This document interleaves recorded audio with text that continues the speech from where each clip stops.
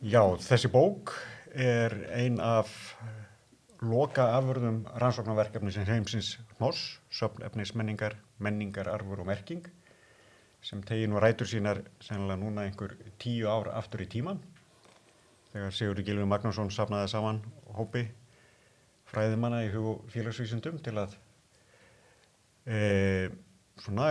rannsaka efnismenningu á 18. og 19. öld í nokkuð víðu samhengi, en þó kannski með uppskriftir dánarbúa sem varðveitt eru á Þjóðskjalasafni sem í svona öndvegi.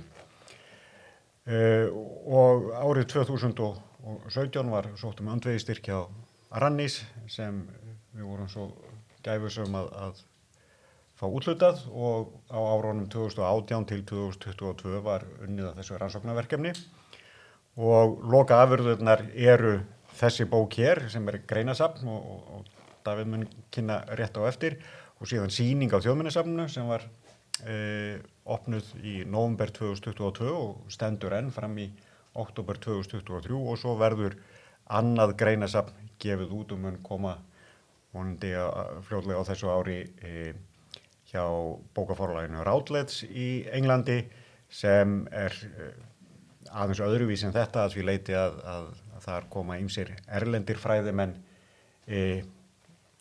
inn með greinar sem ekki eru þátttakendur í þessu. Bókin inniheldur 13 greinar eftir 14 höfunda og fjalla svona ýmsar hliðar á því sem hægt að kalla efnismenningu 18. og 19. aldar.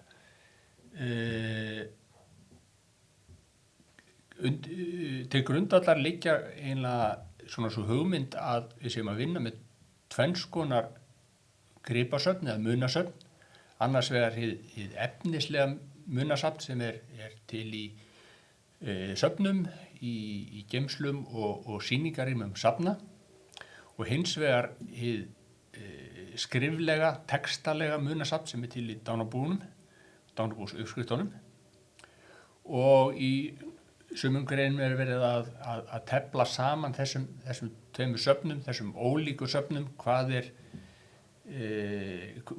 sameiginlegt og hver er munurinn á þessum birtingamyndum efnismenningar. Það eru svona ýmis svið efnismenningar tekin fyrir, það eru tekin fyrir fatnaður, það er tekin fyrir áhöld sem tengjast kaffineyslu og smjörneyslu og framleiðslu, og það fjallað bækur og pappír.